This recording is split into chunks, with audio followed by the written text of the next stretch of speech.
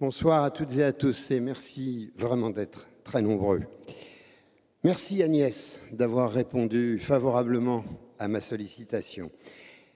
Comme le disait Françoise, c'est, je crois, pas utile vraiment de vous présenter Agnès Varda. Je vous dirais tout simplement que ça fait une bonne dizaine d'années maintenant que j'ai l'immense privilège d'avoir été en quelque sorte introduit dans le cercle, j'allais dire familial, parce que c'est beaucoup dans cet esprit-là que Agnès existe.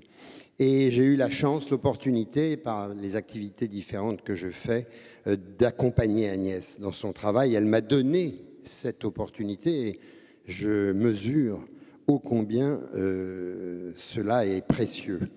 Tellement précieux d'ailleurs. Tu exagères.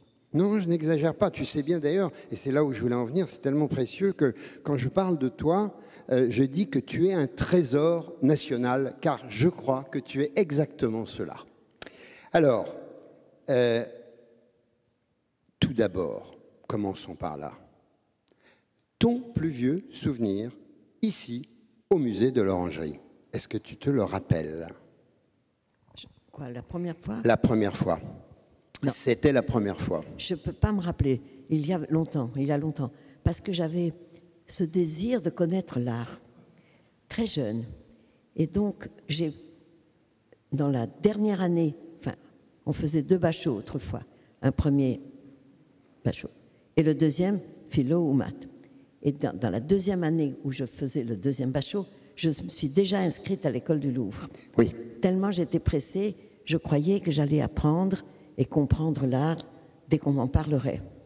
Donc automatiquement, visite du Louvre, visite ici, visite des musées. Donc j'ai dû venir vers 18-19 ans et revenir, mais je ne peux pas avoir un souvenir précis, sinon que c'est très fascinant. Il imagine une pièce circulaire dans laquelle, etc.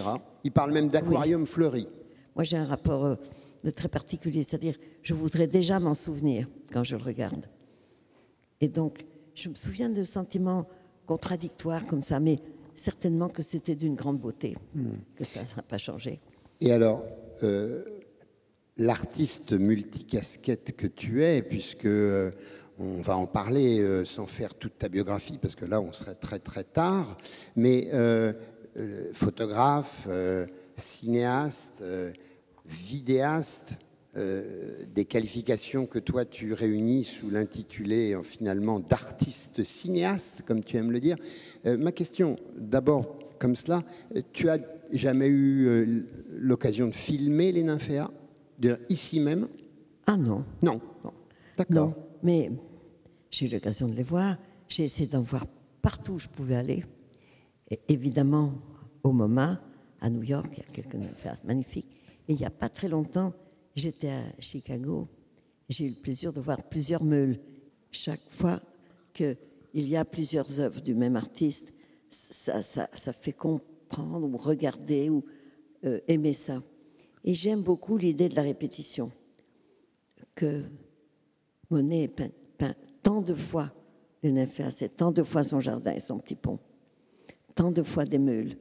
J'aime bien l'idée que les artistes sont obsessionnels, pensent parce qu'ils font peut-être mieux ou autrement. Et tu sais, on parlait du musée Picasso à Barcelone, où il y a justement on parlait d'Antibes. Picasso fait une peinture qui est une vue d'Antibes avec une colombe à gauche, vers le bord de la fenêtre. Et je me rappelle les avoir vus il y a plusieurs années, et il y avait la date, et je crois que c'était, par exemple, 30 juin 1954, 12 juillet, 5 août, 17 août, et c'était presque la même vue sur Antibes, avec la colombe un petit peu différente, la couleur un petit peu différente. Je ne sais pas, une autre fois, j'y suis allée à ce même musée, ils avaient enlevé les dates, je ne sais pas pourquoi. Mais ça m'avait beaucoup plu, l'idée qu'un peintre, pendant plusieurs semaines, pendant plusieurs mois, sur le même motif, presque la même chose, travaille. Et ça, on peut dire que l'obsession est complète, et c'est pas l'obsession, c'est ou le désir de mieux faire, ou le désir de mieux encore raconter, ou bien il s'est lui-même immergé dans son sujet. Et ça, cette chose-là de travailler. Alors, ça m'a toujours frappé beaucoup parce que je ne suis pas très au courant, mais enfin, c'est quand même pendant la guerre 14-18. Oui, tout à fait. Monet peignait ça. Et ça pose le problème qui m'est souvent venu à l'esprit. Voilà, qu'est-ce que font les artistes pendant des grands événements dramatiques? Bon, il y avait des types dans la tranchée de Verdun et il peignait dans son jardin les nymphéas. Et heureusement pour nous, il l'a fait. Mais surtout, ce qu'il a fait pendant cette période, c'est qu'il a construit un grand atelier pour réaliser les grands panneaux. Parce que sur le motif même, il peignait des formats plus raisonnables, disons, de plus petits. Et c'est à partir de cela, comme il le faisait souvent, qu'il s'appuyait pour faire transposer sur les grands panneaux. Donc ce qui est intéressant dans la remarque que tu fais, c'est que en fait, il fait construire son atelier au moment où l'Europe s'écroule. Oui, en 1915. Et lui, c'est comme une espèce de relève, de défi. Il fait construire. Mais alors, ça pose le problème, justement. Il y a une telle force à faire son travail, ce pourquoi il pense qu'il est doué ou qu'il est né, ce qu'il aime faire, pendant que tout s'écroule. Et évidemment, je me disais ça parce que ces jours-ci, quand même, il y a une espèce d'écroulement du monde entier, climatique, migration, tout ça. Il me semble que plus que jamais, c'est dramatique. Et il y a des artistes, peut-être dont moi, qui ont encore le désir de faire des choses, qui ne sont pas dans le conflit, qui ne sont pas dans la politique, qui ne sont pas dans l'agressivité du monde. Et on est toujours pris... Ben moi, je sais que j'ai fait un film sur les glaneurs il y a 15 ans, parce que j'avais remarqué à quel point il y avait des gens qui commençaient à manger ce que nous jetions, et il y avait beaucoup de gens qui fouillaient les poubelles et tout ça, ce qui n'a fait qu'augmenter depuis. Mais j'avais l'impression de toucher du doigt, même avec beaucoup de liberté, un sujet en cours. Un sujet grave. Et dans l'actualité, même si je l'ai traité légèrement, autant que possible. J'ai fait un autre travail sur les squatteurs. J'ai essayé des fois, même sans toi ni loi, j'ai essayé de comprendre qu'est-ce que c'est que ces jeunes qui allaient sur les routes. Et puis, je me suis un petit peu éloignée de ça. Et je me dis, parce que je me pose souvent des questions, c'est normal. Oui, oui, oui. Je m'abrite derrière des génies. On peut dire que Picasso aussi, pendant la guerre, il a fait des choses magnifiques. Tout à fait. Toutes tranquilles. Je voudrais revenir encore un peu sur les nymphéas, sur les œuvres qui nous entourent. Et je voudrais que tu réagisses à ce qui, moi, si c'était nécessaire, justifie que je t'ai demandé de venir. Si c'était vraiment nécessaire, que je me justifie. C'est que ce qui m'intéressait aussi, c'était d'entendre peut-être nous dire quelques mots sur la question du panoramique et de la relation finalement qu'il y a pour moi entre les nymphéas du panorama au cinéma. Il y a quelque chose qui, pour moi, est de l'ordre d'un mouvement circulaire, un travelling circulaire. Est-ce que... moi, je ne suis pas cinéaste du tout, toi, tu l'es. Est-ce que c'est une lubie de ma part? C'est une digression intellectuelle qui me fait plaisir? C'est ce que tu imagines. Moi, je trouve que la qualité de contemplation est telle que je n'y vois pas de mouvement. C'est-à-dire que le fait de regarder la même chose, d'essayer d'en extirper une émotion différente et de le rendre sur toile, d'essayer toujours la même chose, c'est-à-dire pas tout à fait la même chose, dans un endroit, il avait créé ce bassin, ce pont, c'est ça qui lui plaisait. Donc je ne l'ai jamais vu comme le mouvement, mais plutôt comme une recherche intérieure, je dirais, de rentrer de plus en plus ça peut être un vortex, dans l'acte de peindre. Ça peut être un vortex. Je ne sais pas, je vois qui pas. Va vers justement l'intériorité. Moi, je vois un travail de peintre qui ne se pose pas la question, son travail pose la question. Comment peut-on rendre, transmettre des émotions, des couleurs et quelque chose qui est le reflet, le rayon, on connaît la citation. C'est sûr que son travail est intense et pour moi ne suscite pas de mouvement. D'ailleurs, c'est une eau qui bougeait peut-être, mais qui ne bouge pas une fois reproduite. Enfin. Mais tous ces jeux, quand même, pour parler encore de ces nymphéas, tous ces jeux de subversion spatiale, puisqu'il part d'un plan d'eau horizontal qui nous donne à regarder à la verticale. Il y a donc bien mouvement. Il y a une transposition de situation. Et évidemment, il aurait pu les peindre par terre. Yep. Mais bon, on n'était pas encore dans une époque où on pouvait faire des fantaisies comme ça. Il y a un point commun entre Monet et toi. C'est l'eau. C'est l'eau.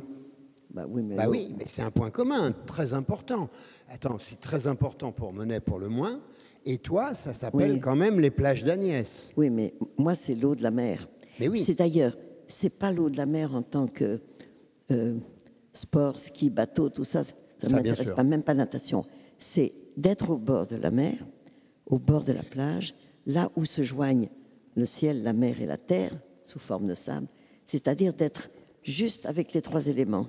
Mais alors, tu es encore plus proche de Monet, parce que Bachelard a magnifiquement parlé des nymphéas comme un miroir tendu à la beauté du monde. Oui. Donc, vous êtes là encore plus pays, si j'ose dire. Et les eaux dormantes, les plages, les lacs, les pièces d'eau, pour moi, c'est un soupir d'être loin de la mer. Enfin, ça, c'est moi, personnellement. Mais il y a dans la beauté des eaux dormantes, ou relativement dormantes, le rapport avec la nature, les arbres. C'est-à-dire que, justement, c'est pas seulement ce qui est sur l'eau, mais les reflets, bien sûr.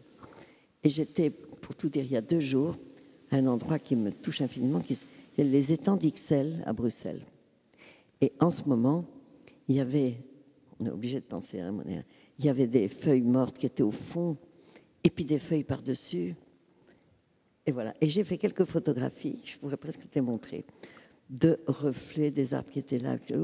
Et on pense à Monet. C'est-à-dire, Monet est une référence incontournable des eaux calmes, des eaux qui reflètent quelque chose.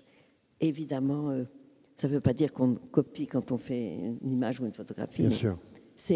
Il a tellement été profondément dans ce regard sur l'eau calme que ça me plaît infiniment et je trouve qu'on emmène cette référence avec soi avec un grand plaisir.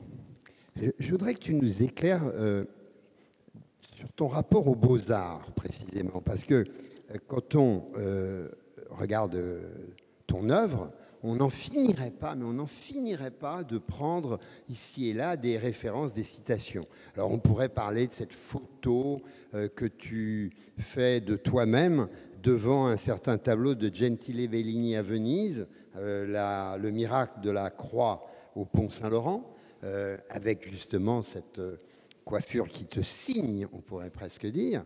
On pourrait parler, par exemple, je me souviens une fois, tu m'as montré un petit guide du musée de Stuttgart, dans les pages qui sont laissées aux commentaires des visiteurs, tu y avais pris des notes sur l'accrochage d'un tableau de Vols au milieu de l'art ancien et à côté notamment d'une Madeleine pénitente de Francesca Furini. Et puis, ceux qui te connaissent et qui te fréquentent au quotidien, quand on revient de l'étranger, généralement, on te ramène un petit magnet qui représente une œuvre d'art qu'on a achetée dans les boutiques du musée. Je suis désolé, j'ai oublié à Istanbul, hier ou avant-hier, j'ai pas eu le temps. Et tu le mets sur ton frigo. Ton frigo, il est couvert. Oui, mais attendez. Mais attends, il y a plein d'autres références. Tes films sont truffés de références à l'art. Et même dans ton œuvre de vidéaste, avec le triptyque de Noirmoutier, là, dans la qualité, justement, matérielle de la conception d'une œuvre, donc le triptyque, le polyptyque, cette référence permanente aux Beaux-Arts, c'est quoi? C'est pas un reproche, quand même. Pardon? C'est pas un reproche. C'est pas un reproche? C'est pas du tout un reproche. Je me questionne. Je voudrais savoir, est-ce que, par exemple, tu aurais voulu faire de la peinture? Est-ce que tu as fait de la peinture? Pas du tout. J'ai jamais désiré, j'ai jamais même essayé. J'avais le grand désir d'apprendre à regarder l'art, les artistes, les peintures, les sculptures, mais surtout la peinture. Et ensuite, j'ai beaucoup aimé le virage qui s'est fait quand les peintres ont commencé à travailler avec la photographie, avec le mouvement, avec l'espace. Et quand la photographie et la vidéo se sont lancées dans une aventure plus contemporaine que la peinture elle-même, tout en tenant compte de ça. Donc, moi, j'ai essayé de suivre tout ça. Si je suis devenue ce qu'ils appellent bêtement artiste plasticienne, parce que je n'aime pas qu'on parle de plastique tellement. Cela dit, comment est-ce que dans ce beau musée, on a des si moches fauteuils en plastique gondolé? Ça marche pas très bien ici. Ça marche pas très bien. Non. Je pense qu'on a entendu. Par contre, j'ai fait un travail sur le plastique en couleur. C'est-à-dire, Ouais. en tant que matière contemporaine, c'est formidable. Donc, je fais une digression trop grande. Je reviens. J'ai des références à la peinture et à Monet, et je ne suis pas la seule. L'autre jour, il y a quelque temps, dans la Biennale de Venise, l'artiste Adel Abdesemed a fait une œuvre qui s'appelle Les Nymphéas. Tu l'as vu, c'est Nymphéas. Oui, bien sûr. Il a fait des grandes fleurs au sol. Ça ne ressemble pas du tout, hein, même à la fleur de Nymphéas. Mais comme ça, avec des pétales dressés qui sont des poignards ou des épées. C'est-à-dire qu'il n'a pas pu s'empêcher, en faisant sa fleur cruelle, de penser, quand il a pensé à une fleur, il a pensé à Nymphéas. C'est-à-dire que quand je dis que c'est une référence immédiate, même à contresens, même par le biais, il y a quelques grands peintres, et tu parlais des magnettes, dans tous les musées, on peut trouver Picasso, Van Gogh, Monet, les grands classiques. Mais un certain Caillebotte, tu ne le trouves que à Chicago, une certaine peinture, tu ne trouves qu'à Munich. C'est-à-dire que le jeu de ramener des magnettes, c'est de reconstituer un musée imaginaire. Bon, on est loin de ton sujet, je pense. Non, on est tout à fait dans le sujet, puisque le sujet, c'est toi. Donc, on est complètement dans le sujet. Mais dis justement, comment advient dans ton travail l'idée d'une référence aux Beaux-Arts? Mais ça vient tout seul. Parce que je voulais faire un portrait de Jane Birkin, allongé. J'ai mis en même... Jane Birkin. Jane Birkin. Alors, j'ai pensé au Titien, bien sûr. Alors, on l'a allongé comme un Titien, avec derrière cette image qui revient souvent dans la peinture de cette époque, d'un coffre avec une servante penchée comme ça.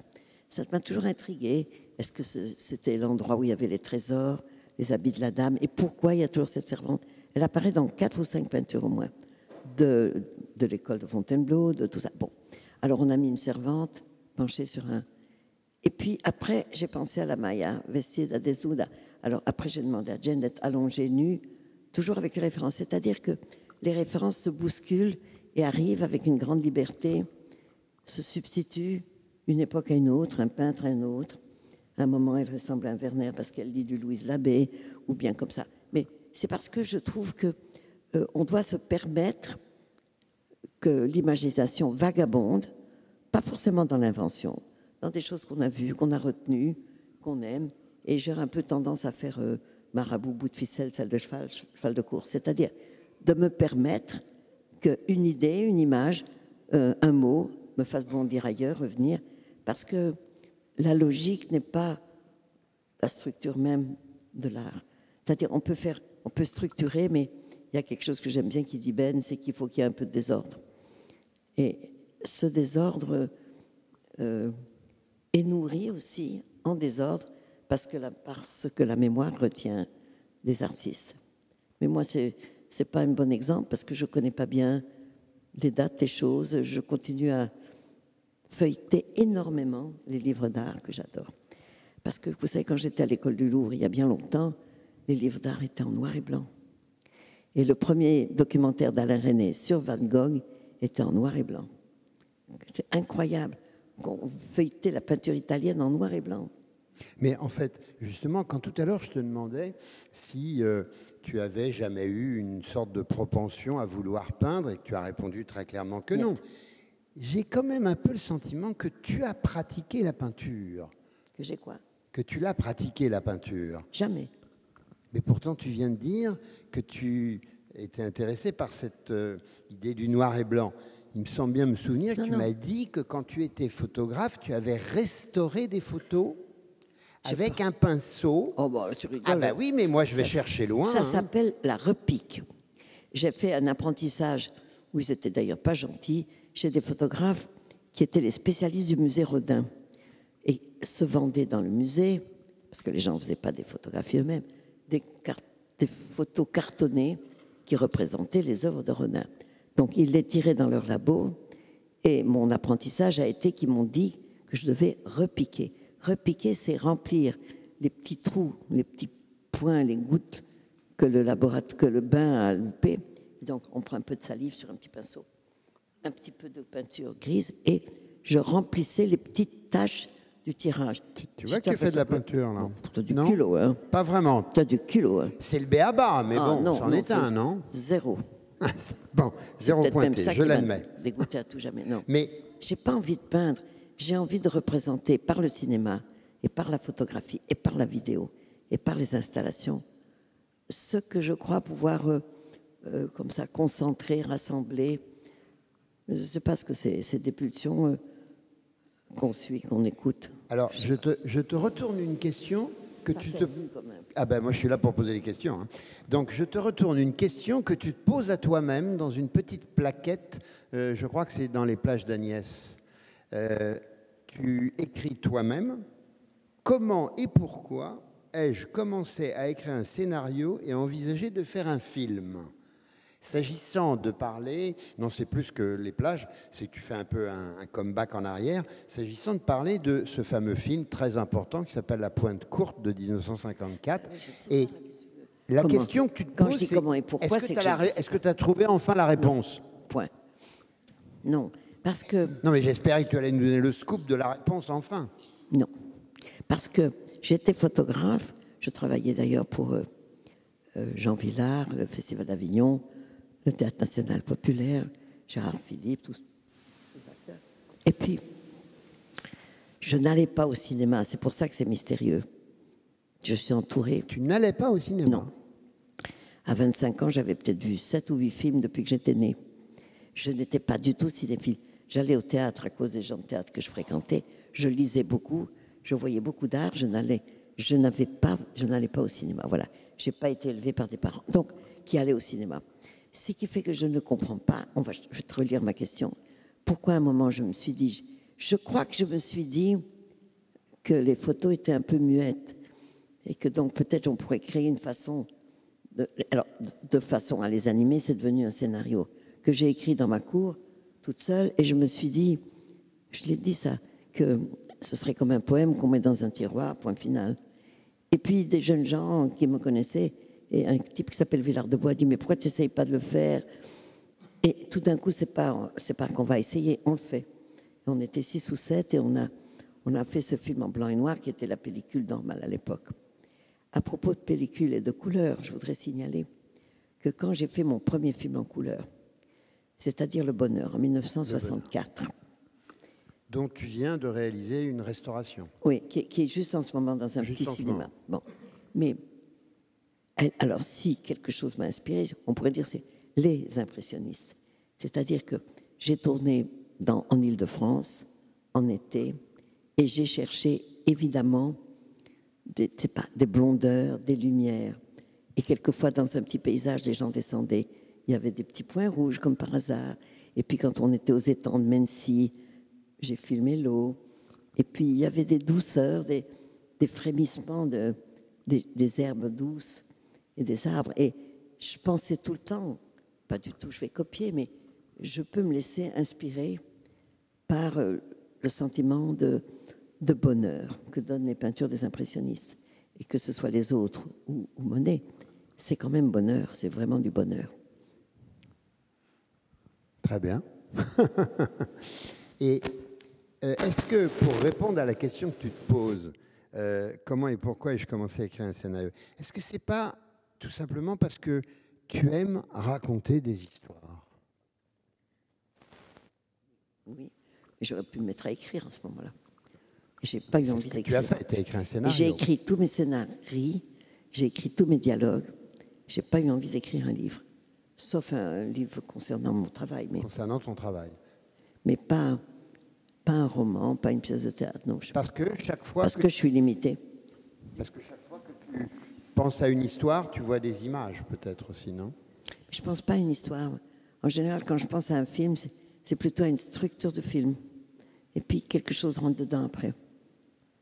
Qu'est-ce que tu veux dire par une structure de film? Ben, je veux dire, par exemple, que Cléo de 5 à 7, j'étais intéressée de faire un film qui se passe en temps réel, entre 5h et 6h30 d'ailleurs, je n'ai pas été jusqu'à 7h, mais où le temps soit exact, que ce soit filmé en continuité, qu'il y ait un temps exact, une géographie exacte, comme si tout le déplacement de Cléo était minuté, et ils le sont, pour arriver à 6h30 à rencontrer le docteur. Donc c'est la géographie et la mécanique du temps qui ont supporté l'histoire. Alors, l'histoire qui est évidemment d'avoir peur d'un examen médical et tout ça. Parce qu'après, c'est la peur qui s'est mise là-dessus. Mais comme Antoine Hillois, c'est une fille qui marche. J'ai calculé des travelling, ça s'appelle tous comme ça, où elle marche et c'est séparé par des moments de rencontre avec d'autres gens. Donc, je veux dire, c'est plutôt la structure, je ne sais pas comment dire, le bâti en bois, le bâti en je ne sais pas quoi, qui précède la... Je ne me dis pas, je vais raconter une histoire, ça commence comme ça. Ça se passe quand même, parce que le bonheur, ça raconte une histoire. Oui, tout à fait. Et celui-là, voilà un exemple où j'ai vraiment raconté une histoire. Mais j'avais toujours cette douceur des impressionnistes dans la tête, quand même. Il me semble qu'il y a Et la plusieurs mesures, en quelque sorte, dans la manière de faire un film chez toi. Parce qu'il y a aussi toute une série de films qui sont très expérimentaux, qui sont souvent d'ailleurs de petite durée. Je pense à l'Opéra Mouffe, je pense aux fiancés Dupont-McDonald, je pense à cette pièce cuisine-salle de bain. J'ai l'impression que dans ces unités-là, tu es plus dans une recherche d'invention par rapport à l'espace et au temps. Tu comprends, c'est pour ça que j'en fais des courts-métrages, parce qu'un film qui sort en salle, quand les gens payent 9 ou 10 euros, ils n'ont pas envie qu'on fasse des expériences sur leur dos, quoi. C'est-à-dire, je me dis, ils ont envie qu'on leur donne quelque chose, qu'on leur raconte un peu ou qu'on leur propose des structures un petit peu intéressantes à voir. Je me dis tout le temps que les gens payent pour voir quelque chose, donc il ne faut pas les assommer. Alors, en même temps, justement, ces petits films, je me permets de faire des choses qui sont ni spécialement cohérentes, ni spécialement un récit, mais où je peux faire... cette pièce cuisine, salle de bain, c'était à l'occasion d'une exposition qui avait été créée par Louis Beck. À Avignon, en 82. Et qui s'appelait Le vivant et l'artificiel. Et il m'avait permis de filmer des décors faits par des artistes à qui cet asile de vieillards avait été proposé comme lieu. Ils avaient inventé des cuisines, des salles de bain. Et j'ai refilmé ça sur un sujet, c'est pas une histoire. Le sujet, c'est la maison de famille, dans laquelle je ressens profondément que les jeunes, les enfants, les adolescents veulent partir et que les vieux veulent rester. Et j'avais été impressionnée par le fait que l'administration des hôpitaux avait décrété que cet asile de vieillards devait être déplacé en banlieue d'Avignon. Et j'ai vu, parce que j'ai parlé avec eux, que les petits vieux et les petites vieilles souffraient beaucoup d'être déplacés. Ils n'avaient pas envie de quitter cette maison qui ressemblait plus à une maison que l'endroit un peu hospitalier qu'on leur proposait. Et c'est devenu pour moi un symbole que les vieux, ils n'ont pas envie qu'on les bouge. Beaucoup de vieux n'ont pas très envie qu'on les mette en maison de retraite, même si quelquefois ils ne sont pas capables de rester chez eux. Ce problème est encore de plus en plus important puisque les gens s'obstinent à ne pas mourir. Ça devient un problème. Et donc, c'est vrai que on sait que si on peut ne pas changer leur place, leur papier, leurs choses, leurs livres, ils aiment mieux être chez eux. Et donc, j'ai ce sentiment-là avec les jeunes qui ne demandent qu'à partir, qu'à quitter la famille, qui trépignent. J'avais mis une petite jeune fille, j'avais mis ces petits vieux de l'hospice. C'est ça qui domine. En même temps, je profitais des œuvres créées par ces artistes contemporains. Tu vois, là, je voudrais te dire les noms. J'ai un peu de difficulté. Mais c'était comme une variation sur ce qu'ils avaient inventé. C'est-à-dire s'appuyer sur des artistes, ça permet de rebondir dans une autre invention. Mais c'est vrai que c'est un film qu'on ne peut pas montrer en salle, quoi. Quand on le montre en salle, sûr. les gens attendent que le long métrage arrive, quoi. D'ailleurs, je suis en train de penser en t'écoutant que c'était peut-être la première fois où tu filmais, enfin, que ton travail de réalisatrice, de cinéaste, se retrouvait comme ça en collusion avec de l'art contemporain. Parce que on a parlé des références dans les beaux-arts, mais l'art contemporain, puisque c'était une exposition d'art contemporain début des années 80, c'est pas aussi finalement à partir de ce moment-là que tu as entre guillemets aspiré, souhaité, je ne sais pas comment le formuler, c'est toi qui dois le dire, à mettre un pied dans ce champ de l'art contemporain où aujourd'hui tu circules largement. Tu as été invité à la Biennale de Venise en 2003. Ah oui, mais justement, j'en avais une grande envie et j'osais pas. Et quand j'ai été invitée par Obrist, ce drôle de... Hans-Ulrich Obrist, le commissaire. Comment ça s'appelle? Un électron libre de l'art contemporain, a décidé qu'à la Biennale de Venise 2003, il y aurait une section nommée Utopia Station, où il inviterait des artistes très connus, bien sûr, ou Pierre Huyghe, ou Yoko Ono, mais aussi des gens glissants, par exemple, ou moi, des gens qui n'étaient pas du sérail. Édouard Glissant, oui. Et moi, alors je peux dire folle de joie qu'on m'invite. Je me suis jetée là-dedans. Je me dis, si on me permet d'entrer, je rentre et j'y reste. C'était ça mon idée. Et j'ai commencé par un triptyque, parce que j'aime ça, qui s'est fait naturellement parce que quand j'avais tourné Les Glaneurs et la glaneuse, il y avait des ramasseurs de patates. Glaner, vous savez, on ramasse quand la récolte est finie, quand les paysans sont partis. Et dans le glanage, il s'est trouvé que on m'a montré qu'il y avait des pommes de terre qu'on ne pouvait pas vendre, soi-disant qu'elles étaient monstrueuses. Et il y avait des pommes de terre en forme de cœur. Je ne sais pas si quelqu'un a vu ce film, mais j'ai commencé à les ramasser, à les ramener chez moi et à les photographier dans l'état où elles étaient, toutes neuves en forme de cœur. Et puis, je les ai regardées vieillir. Et sur plusieurs mois, ou bien posées comme ça en pleine lumière, ou bien dans une pièce sombre, ou bien dans des cartons à la cave. Et cette culture de vieillissement de patates m'a permis d'avoir 3 ou 4 mois après des patates extraordinaires, qui avaient repoussé des germes, des radicelles. Alors, outre que je me suis mis à les photographier de nouveau, quand j'ai eu cette invitation, ça s'est naturellement fait que c'était Utopia Station et j'ai fait, ça s'appelle Patate Utopia. Patate Utopia, tout à fait. Et Patate Utopia, ce sont des pommes de terre en forme de cœur qui respirent dans le volet du milieu. Évidemment, c'est facile à filmer avec le bruit de la respiration. Et sur les volets, ces germes extraordinaires, ces pousses, ces radicelles, ce grouillement de vie qui continue même quand les patates ne sont plus utilisables, pas mangeables. Alors évidemment, il y a toute une, qu'est-ce que j'allais dire, une concordance d'émotions sur qu'est-ce que c'est la vieillesse. Est-ce que la vieillesse regerme à des radicelles?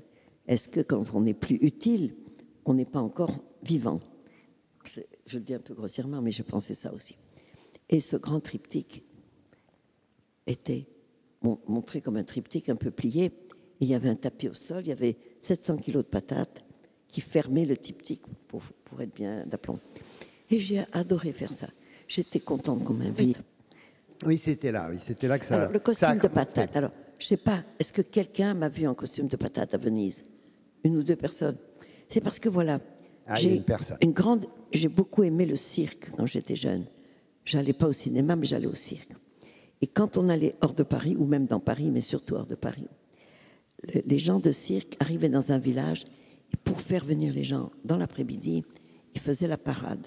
Ils passaient avec une petite charrette, une chèvre, un clown ou un petit camion, enfin. Et ils espéraient inciter les gens à venir au cirque le soir même. Et moi, je me disais, je suis connue comme un petit peu, oui, je suis connue comme cinéaste, mais personne ne sait que j'ai une œuvre ici parce que peut-être n'est-ce pas ma place. Donc j'avais pensé qu'en faisant un costume de patate, je me ferais remarquer. Ça n'a pas loupé, hein? Et donc j'avais la tête qui sortait, les pieds, un tout petit peu les mains, et j'avais eu l'idée de mettre du son dans cette patate qui sortait par des petits, comment ça s'appelle, enfin bon, Poche. Allez. le son sortait, parce que j'avais lu et vu dans des manuels et dans les catalogues de Villemorin, là, qu'il y a, je crois, 234 qualités de patates. Ah ben, je ne suis pas spécialiste, ne me regarde pas. Bon. Et donc, j'énumérais, en les lisant, alors, vous savez, la balle de Fontenay, la machin, la bonnotte, la rate, voilà. Donc, je les avais lus, et le son de cette série de patates sortait de la patate, sortait de ma patate. Mais évidemment, ça s'est un petit peu fait remarquer.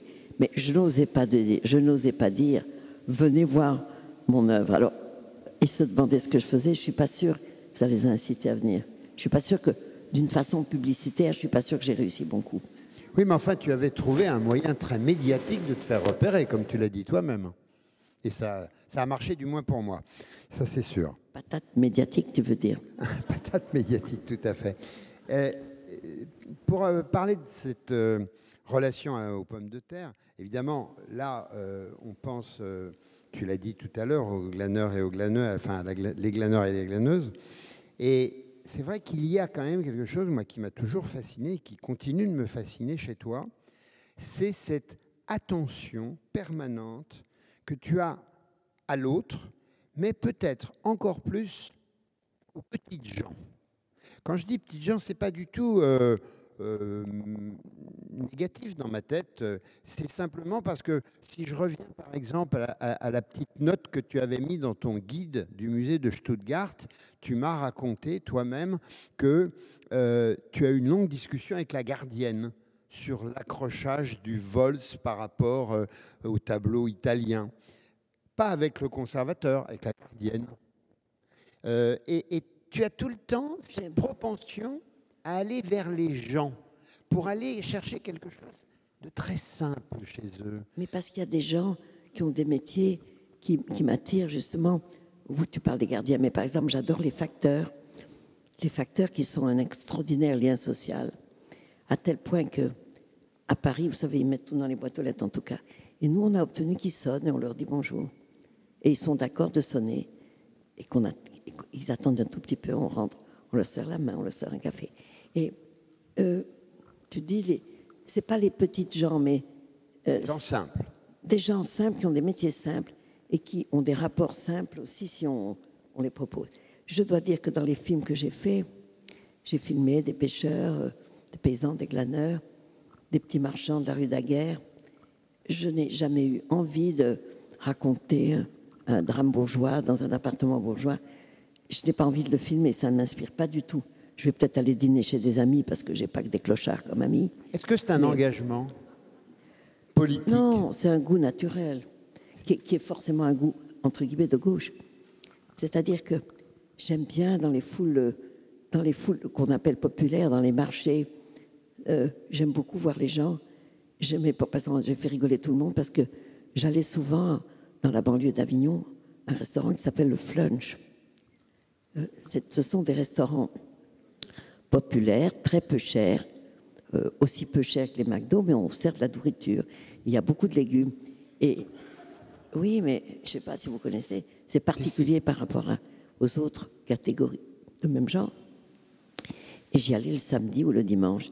Et les gens, ils vont en famille parce que comme c'est pas cher et qu'ils veulent faire une sortie. Et j'adore, je m'assois là, je peux passer toute l'après-midi, tout le déjeuner de midi, attendre presque le dîner du soir, pour voir les gens, comment ils se comportent, comment les enfants sont contents, combien on leur dit, tu sais, tu peux reprendre des légumes. Évidemment, ce n'est pas les légumes qu'ils veulent, ils veulent des frites. Bon, mais il y a quelque chose à la campagne. Là, par exemple, j'ai pas mal fréquenté des gens qui font des fromages de chèvre. Parce que je suis intriguée, et d'ailleurs, dans le documentaire que je vais faire, je vais en parler. J'ai découvert qu'il y a des troupeaux entiers de chèvres qui n'ont pas de cornes. Alors, comment pas de cornes? Donc, j'ai commencé à faire mon petite enquête. Et figurez-vous que maintenant, quand les chevreaux, voilà, on leur brûle les cornes pour qu'ils n'aient pas de cornes. Donc, il y a des troupeaux entiers où, voilà, c'est fini, il n'y a pas de cornes. Alors, pourquoi? Vous êtes au courant de ça ou pas très bien? Non, moi, je l'ai remarqué cette année, mais je crois qu'il y a beaucoup de temps que ça dure. Eh bien, parce que quand elles ont des cornes, elles se battent. ce qui n'est pas anormal. Et quelquefois, en se battant, elle se blesse. Et une chèvre blessée va faire moins de lait, ou bien elle va avoir la mamelle un peu blessée, donc elle va être inutile pendant une semaine. Et alors, pour cette idée du rendement, qui est quand même, hélas, le grand moteur de tout ce qui se fait, eh bien, on leur arrache les cornes, comme ça, c'est simple. Donc, ce sont des troupeaux que je trouve affreux, moi, personnellement. J'ai enfin trouvé une femme, qui fait des fromages de chèvre et qui a dit, ben, elles ont des cornes, c'est normal qu'elles les gardent. Donc, on a 2 ou 3 paysans, il faut les appeler comment, des agriculteurs de chèvres, des éleveurs de chèvres, fabricants. Il y en a 2 ou 3 qui pensent que c'est normal de garder les cornes des chèvres. Alors voilà, j'ai des problèmes, je reconnais, qui ne sont pas très intellectuels et pas très à la mode, mais je suis capable, j'ai passé 4 journées entières de courir tous les endroits où il y avait des chèvres pour voir d'abord si elles en avaient ou pas, puis pour demander aux gens pourquoi ils le font. Et ils ne sont pas méchants pour autant, mais voilà, c'est le rendement qui fait qu'il n'y a plus de chèvres avec des cordes. Ça me décourage vraiment. Alors je reconnais que mes problèmes, je vous dis, je parle de ça parce que c'était juste il y a quelques jours. Entre les patates et les chèvres, si j'ose dire, est-ce que... J'ai pas été élevée à la campagne. Non, voilà, j'allais dire. Est-ce qu'il y a quelque chose de nostalgique que tu n'as pas connu ou quoi? Non, c'est pas que je suis nostalgique, j'ai pas été élevée à la campagne, mais j'ai une attirance pour la nature, la campagne et j'allais dire les décors, c'est faux, mais l'agencement des arbres, des arbres qui sont tout seuls dans un champ et tout ça. J'aime beaucoup, mais j'aime beaucoup comme une voyeuse, hein, une artiste. Je ne sais pas très bien labourer la terre et je ne sais pas, j'ai jamais planté des choux.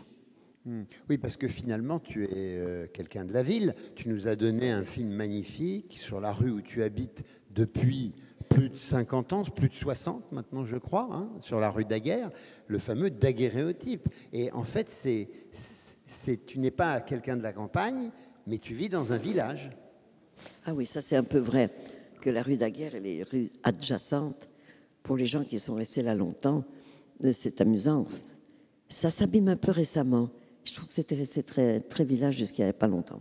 Mais il y avait surtout une chose qui me fascinait, c'est que les petits commerçants que j'ai filmés en 1975 étaient des gens donc près de la gare Montparnasse, qui étaient tous arrivés par les régions qui arrivent à Paris par la gare Montparnasse.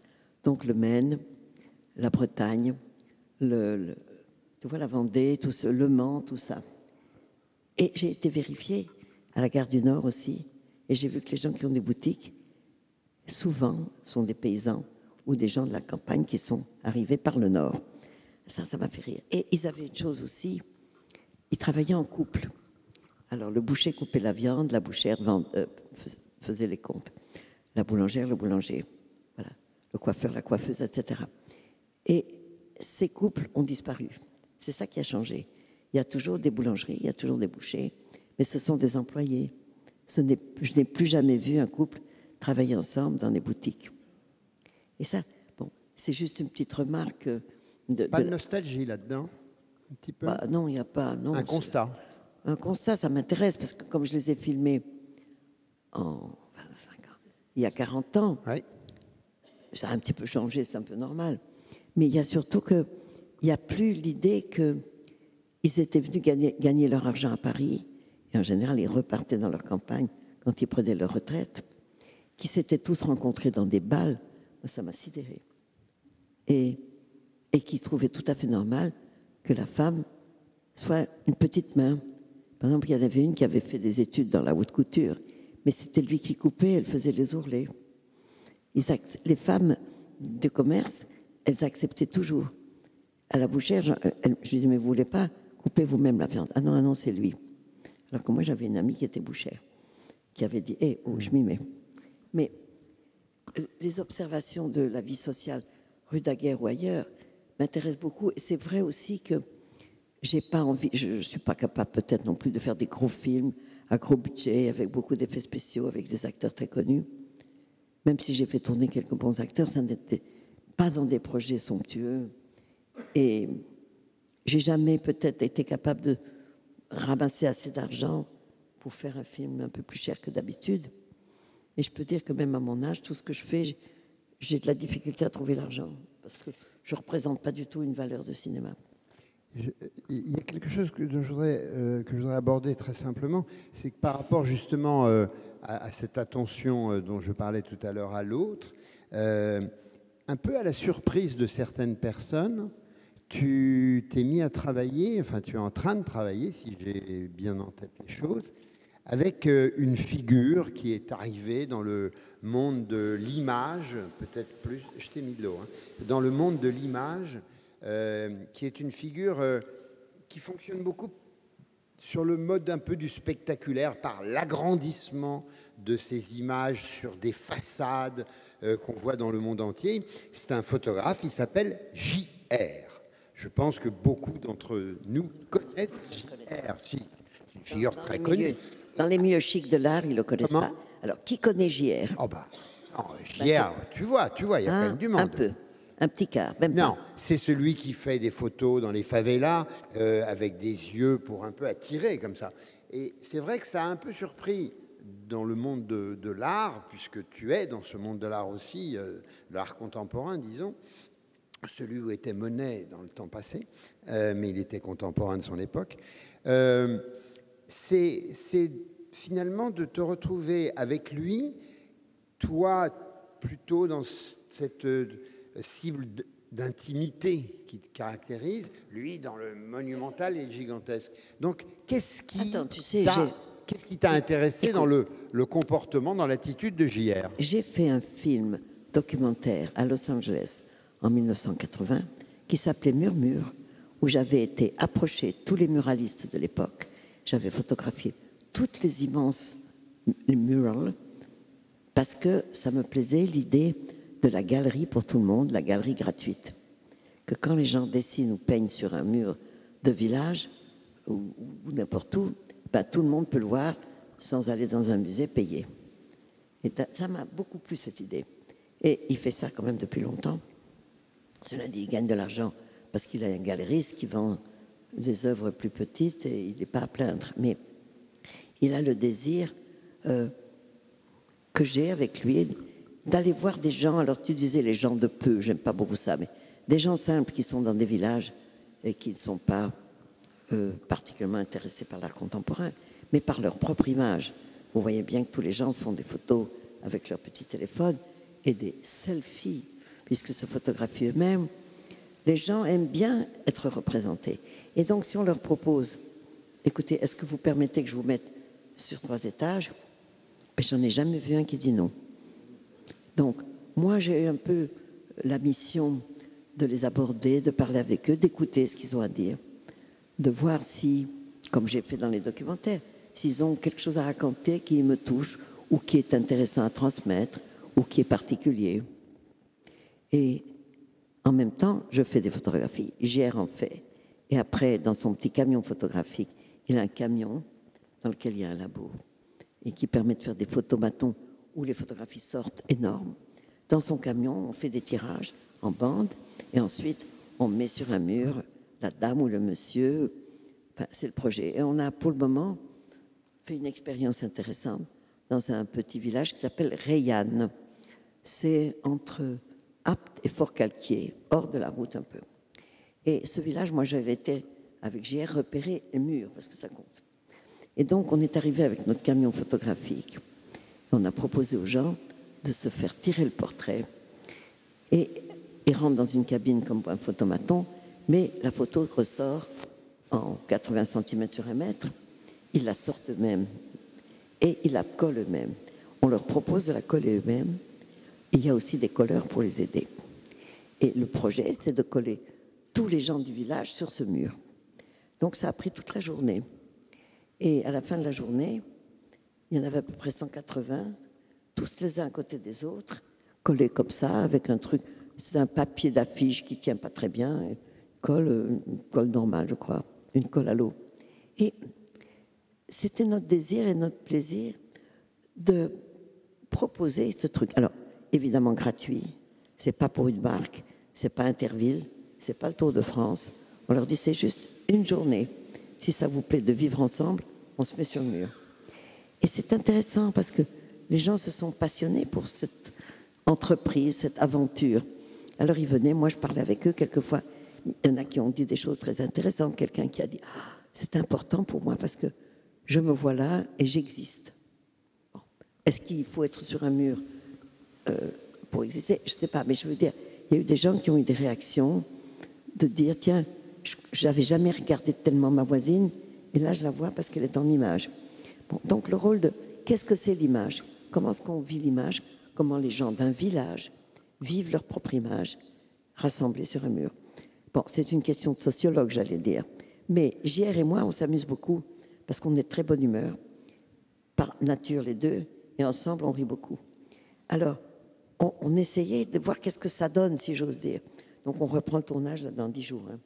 Je commence à tourner maintenant pour faire le film. Mais là, on avait fait cette expérience, d'abord pour voir... C'est un film qui est destiné à quelle diffusion? Ben, il y a eu un grand flou artistique, parce que d'abord, on a cru que c'était un petit documentaire pour la télé, puis maintenant, on m'a dit qu'on va être tenté de faire un film d'1h15. Je ne sais pas qui ira voir ça, mais bon. Non, mais parce que, vous savez, on est tout le temps en train de penser aux gens qui vont voir le film quand on en fait un.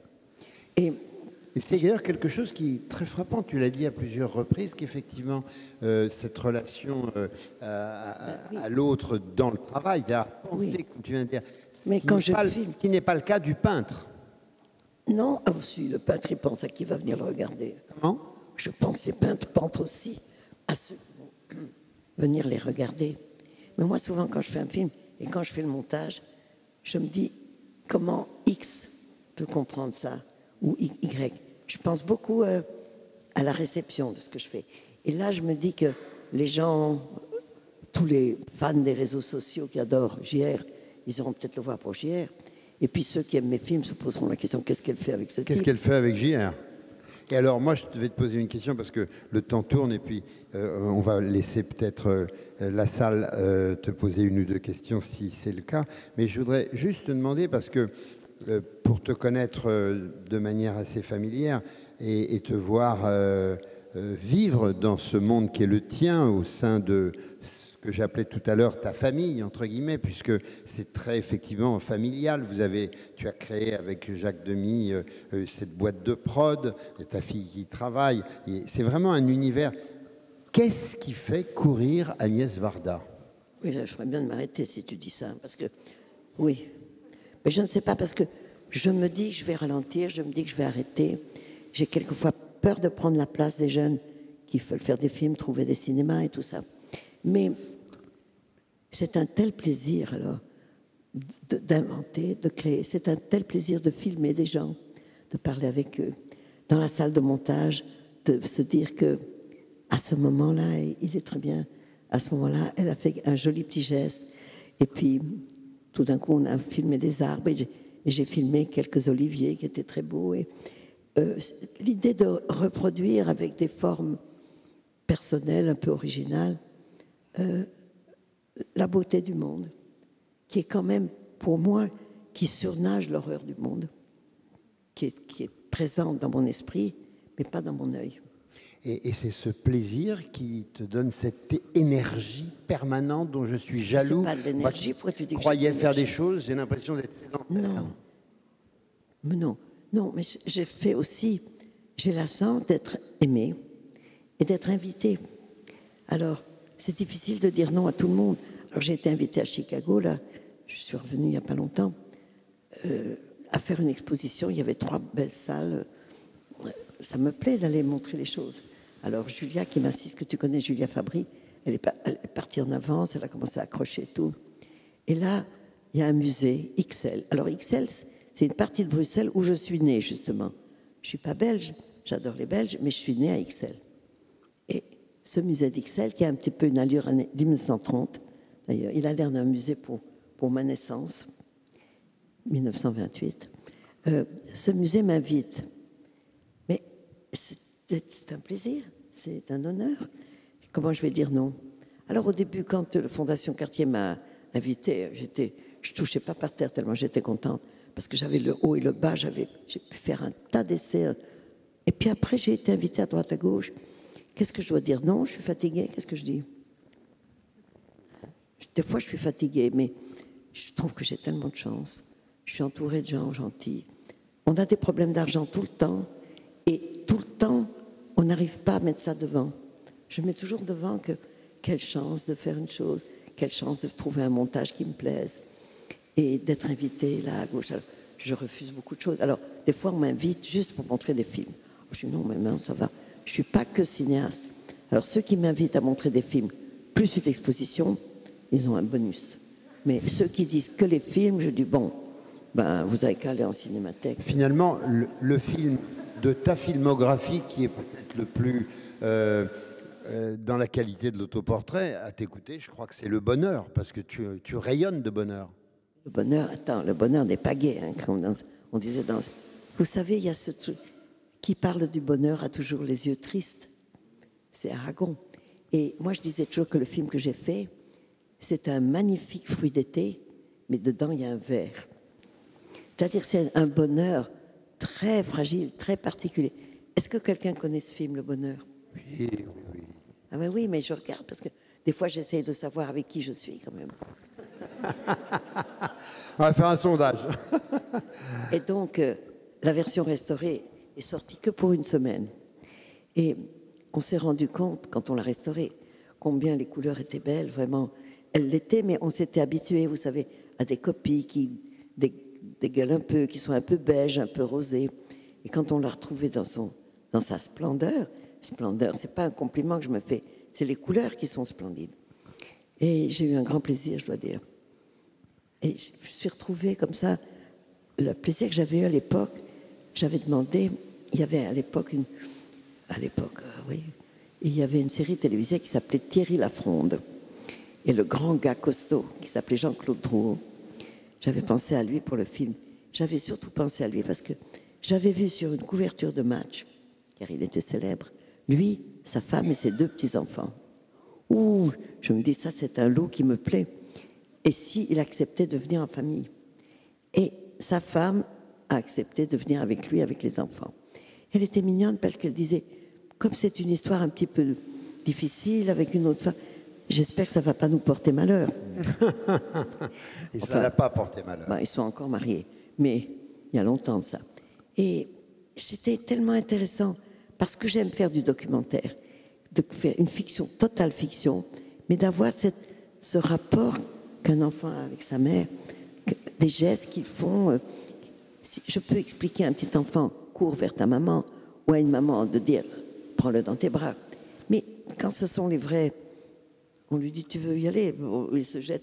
C'est-à-dire que j'utilisais peut-être le naturel de leur comportement dans une histoire complètement écrite, complètement dialoguée.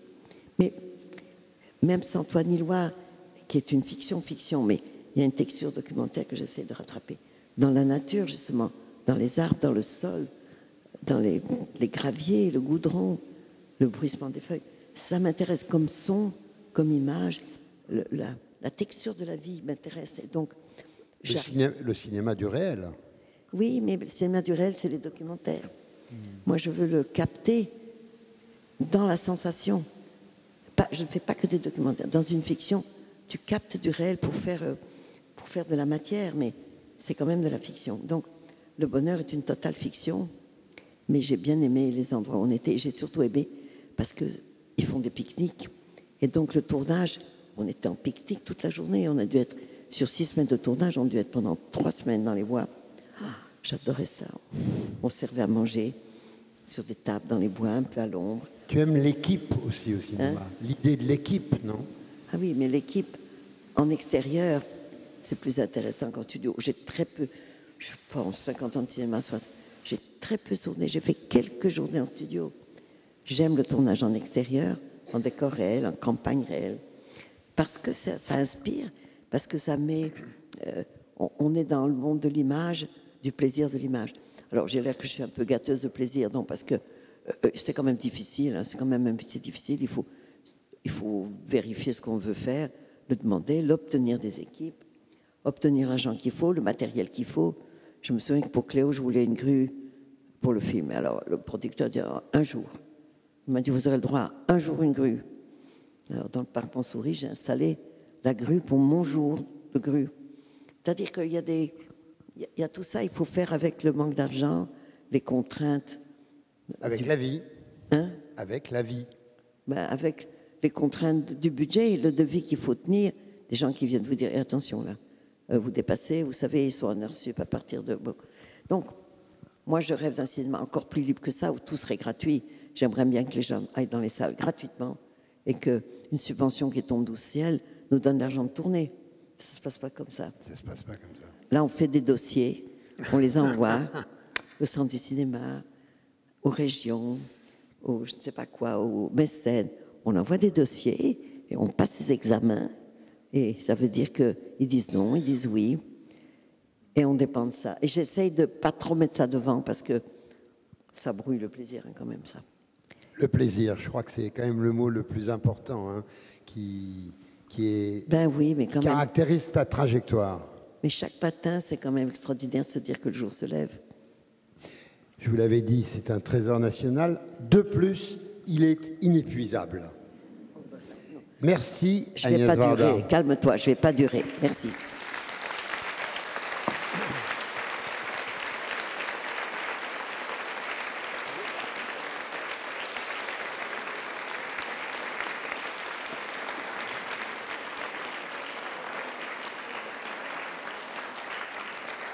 Il y a peut-être parmi vous des questions. Donc, on peut en prendre quelques-unes, bien sûr. Bonsoir, madame.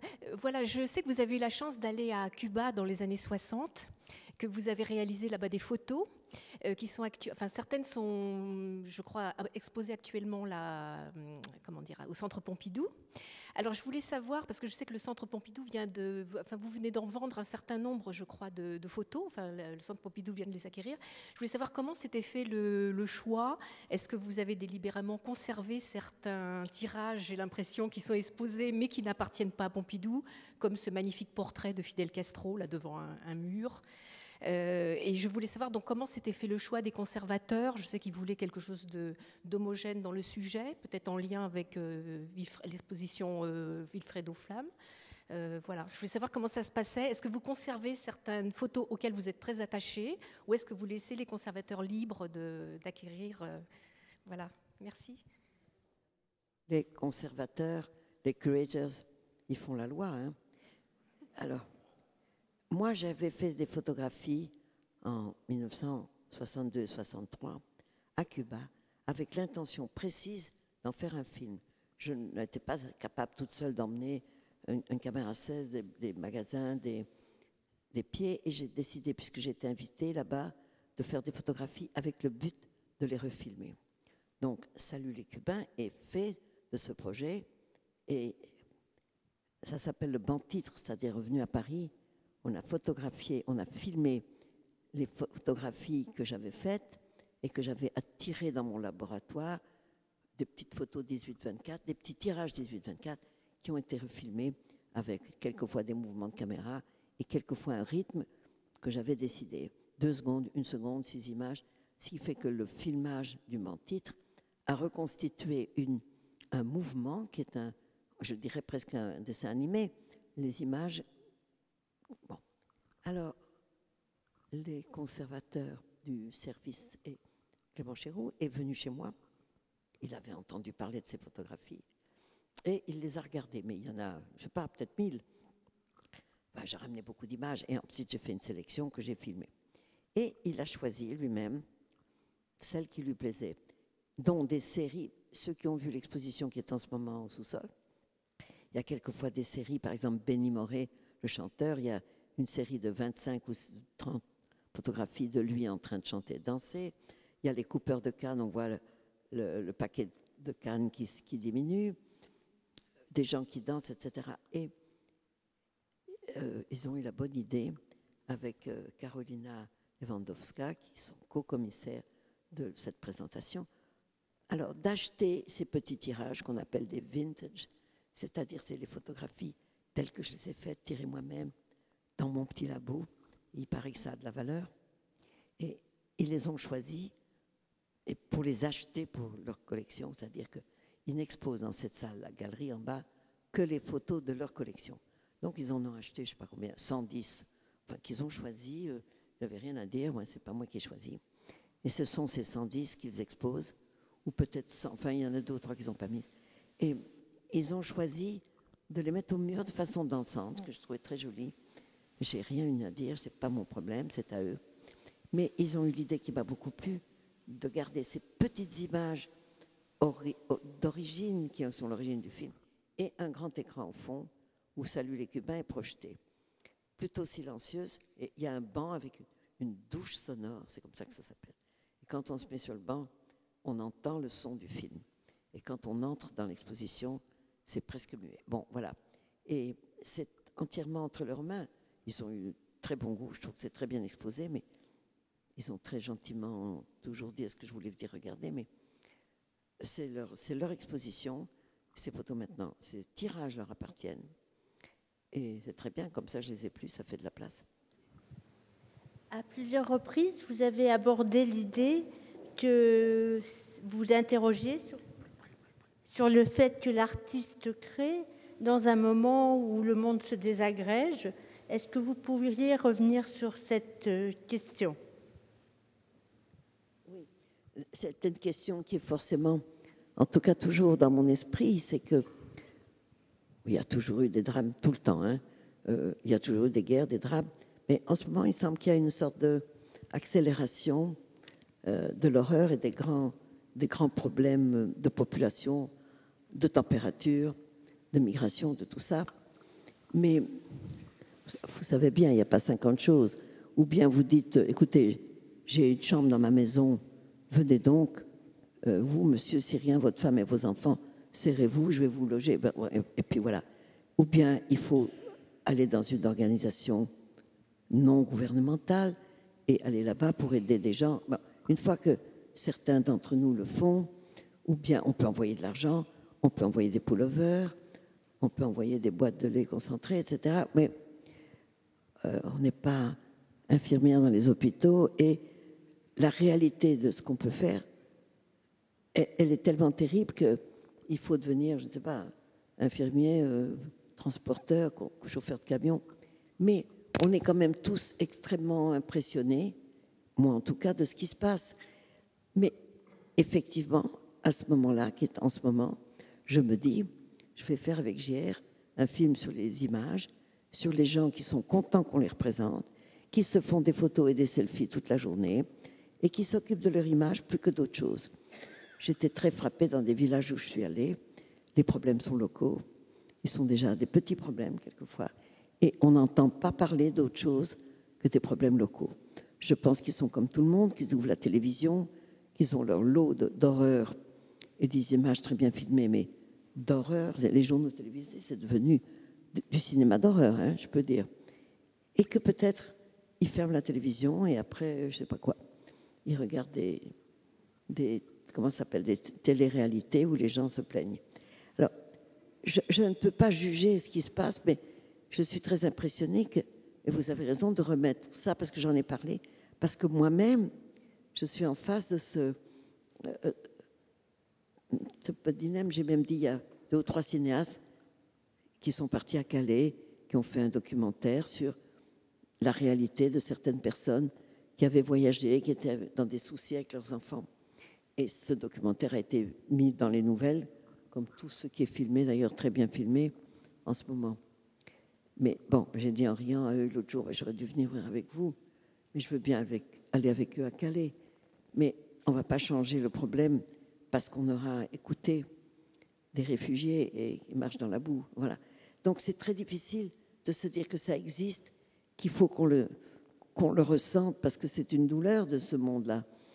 Et puis que quand même, si on est attiré pour filmer des gens qui sont calmes et relativement contents, et si on peut avoir des moments de vivre ensemble agréables, ce qui s'est passé, je vous ai raconté, dans ce village où tout le monde avait l'air de bonne humeur ce jour-là. Ils ont même dit, c'est étonnant, on n'était pas d'accord, mais on est tous ensemble sur ce mur. L'idée qu'il y a des moments un peu plaisants, que les rapports entre les gens font plaisir à eux et à nous. Bon, je pense que j'opte pour cette position-là, qui peut-être est plus facile pour moi aussi à vivre, plus agréable évidemment, et d'une certaine façon, c'est pour ça que j'en ai parlé, conforme à des artistes qui, à un moment donné, se disent « c'est mon travail de faire ça ». C'est pour ça que j'ai dit qu'en pleine guerre de 14, qui a été une horreur, Monet a quand même passé des années à contempler les nénuphars, à en rendre la splendeur à sa façon, et à être content de ça. Je ne sais pas s'il était content de son propre travail, mais il le faisait. Ça, je ne sais pas si c'était un homme content de son travail. Oui. Pas en permanence, tous les artistes. Mais voilà. Mais le monde n'est pas que le chaos. Et que, quand tu dis pourquoi tu continues, c'est parce qu'il y a une pulsion. Il y a une pulsion de filmer, de regarder, d'aimer les gens, de vouloir reproduire leur visage. Moi, je me dis tout le temps que, justement, maintenant que je suis très vieille, est-ce que je vais pouvoir capter tous ces visages de tous les gens qui ont des figures presque pareilles, mais pas pareilles. Le fait que chacun est unique, que chaque visage est unique, m'impressionne beaucoup. Je me dis, est-ce que je peux les emmener avec moi? Est-ce que je peux les photographier, les filmer, les emmener avec moi? C'est pas réaliste ce que je dis, mais c'est un peu la sensation que j'ai. Parce que qu'est-ce que je vais emmener avec moi? Les autres, évidemment les miens, les proches, mais tous ces visages que je rencontre partout, ça finit par être... Je crois qu'on va appeler d'ailleurs le film, je crois qu'on va l'appeler Village-Visage, je crois, mais c'est pas sûr. Ça s'appelle dans les dossiers titre provisoire ou définitif.